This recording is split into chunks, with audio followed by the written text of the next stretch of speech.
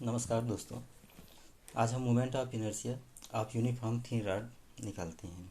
इसमें भी अलग अलग कंडीशंस होते हैं। जैसे पहला कंडीशन है कि जब कोई रोटेशन एक्सिस छड़ के लंबाई के परपेंडिकुलर हो और रोटेशन एक्सिस छड़ के गुरुत्व केंद्र या द्रव्यमान केंद्र से होकर गुजरती हो। वैसे मैं पहले बता दूं कि जब भी हम किसी बॉडी का मोमेंट ऑफ इनर्शिया हमको निकालना होता है तो सर्वप्रथम हम पूरी बॉडी का मोमेंट ऑफ इनर्शिया नहीं निकालते हैं, बल्कि उसके रोटेशन एक्सिस से एक निश्चित दूरी पर एक छोटा सा पार्ट लेते हैं और उस पार्ट का उस रोटेशन एक्सिस के अलोंग मोमेंट ऑफ इनर्शिया हम निकालते हैं। फिर उस मोमेंट ऑफ इनर्शिया को पूरे बॉडी के अलोंग इंटीग्रेशन करने पर हमको पूरे बॉडी का मोमेंट ऑफ इनर्शिया प्राप्त हो जाता है। इसमें ए बी एक यूनिफॉर्म थिन रॉड है। यूनिफॉर्म अर्थात सभी जगह उसकी डेंसिटी अर्थात मोटाई या रेडियस समान है, और थिन रॉड का मतलब ये है कि इसकी खाली हमको लंबाई मिलेगी, इसका एरिया या वॉल्यूम नहीं मिलेगी। चूँकि ये यूनिफॉर्म थिन रॉड है तो इसका गुरुत्व केंद्र या द्रव्यमान केंद्र ठीक इसके बीचों बीच पॉइंट ओ होगा। मान लीजिए छड़ की लंबाई स्मॉल एल है और इसका द्रव्यमान कैपिटल एम है, तो इसकी सर्वप्रथम हम मास डेंसिटी निकालेंगे और mass density is equal to होता है मास अपॉन, यदि लंबाई है तो लंबाई, एरिया है तो एरिया, वॉल्यूम है तो वॉल्यूम। चूँकि यहाँ पे लंबाई है तो इसलिए इस बॉडी का अर्थात रॉड की mass density M upon L होगा।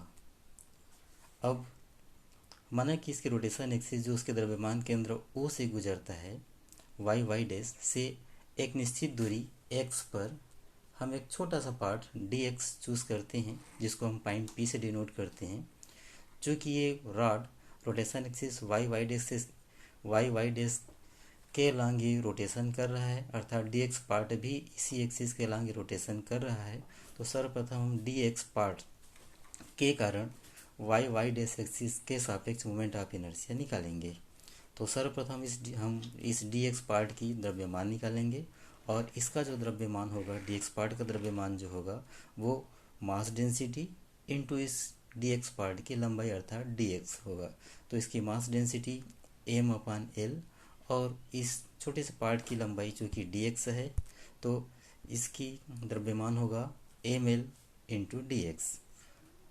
चूँकि ये छोटा सा पार्ट इसके गुरुत्व केंद्र या रोटेशन एक्सिस से एक्स दूरी पर है, तो इस छोटे से पार्ट के कारण वाई डैश एक्सिस के अलोंग मोमेंट ऑफ इनर्शिया, जिसको हम डी आई से शो करते हैं, is equal to mass into distance के स्क्वायर या कह लीजिए इसका रेडियस के स्क्वायर के बराबर होता है।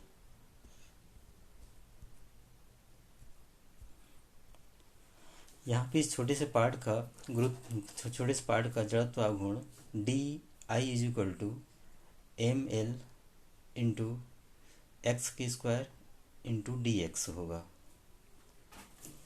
यहाँ पे डी एक्स और होगा। अब हम इस छोटे से पार्ट के कारण मोमेंट ऑफ इनर्शिया ना निकाल के हम पूरे रॉड का मोमेंट ऑफ इनर्शिया हमको निकालना है वाई डैश एक्सिस के अलोंग। तो पूरे पार्ट अर्थात पूरे रॉड का मोमेंट ऑफ इनर्शिया निकालने के लिए हम इस डेरिवेशन को हम इंटीग्रेट करेंगे और लिमिट होगा ए टू बी अर्थात माइनस एल बाई टू से प्लस एल बाई टू।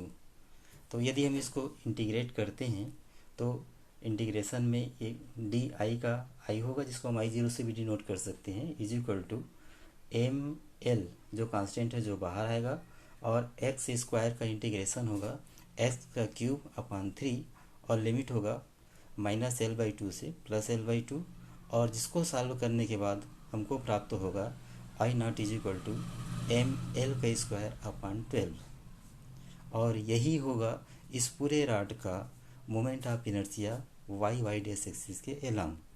अब हम आते हैं दूसरी कंडीशन।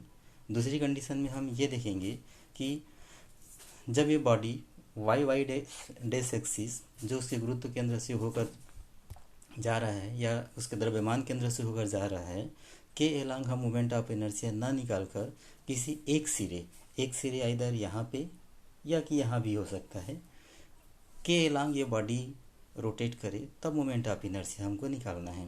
तो दोस्तों इस कंडीशन में हमको एक थ्योरम को यूज़ करना पड़ता है जिसको हम कहते हैं पैरेलल एक्सिस थ्योरम। मान लीजिए एक एक्सिस सी डी जो वाई वाई डैश एक्सिस के लॉन्ग पैरेलल है, और मान लीजिए इन दोनों की बीच की दूरी स्वाभाविक है, इसमें L/2 होगा, तो L/2 ही है, और हमको सी डी एक्सिस के अलॉन्ग मोमेंट ऑफ इनर्शिया निकालना है।